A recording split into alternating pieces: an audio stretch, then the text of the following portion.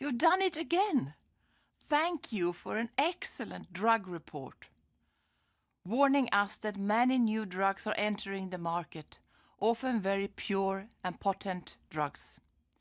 Increasingly, people in Europe are mixing drugs, taking potentially deadly cocktails of different kinds of drugs, like pink cocaine, a dangerous mix that changes every time you take it, including MDMA, cocaine, ketamine, and more. Drugs have no labels or health warnings. People have no idea what they are taking. These mixes can make people very sick and even kill them. And it will be more difficult to save people if no one knows what they have actually taken. Criminals are constantly creating new drugs to avoid detection. At the Drugs Agency, you are now monitoring over 950 different drugs. You are warning us of synthetic opioids, 81 new ones the last 15 years. Last year, especially netazines, highly potent and extremely deadly, causing death in Estonia and Latvia and poisoning in Ireland and France. Drug use is getting worse in Europe. 500,000 people in the EU injected drugs last year. Traditionally heroin, but nowadays also other drugs like amphetamines and cocaine. At least 6,400 people died of an overdose. 20% of these involved cocaine. After cannabis, cocaine is the second most common drug used in the EU. Record quantities are being seized.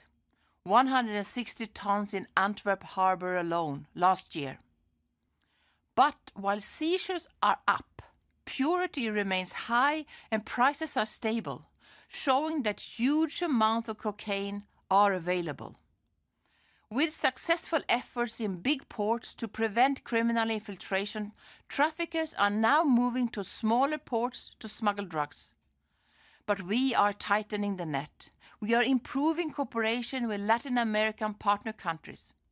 And in January, I launched the European Ports Alliance, precisely to prevent criminals moving from port to port.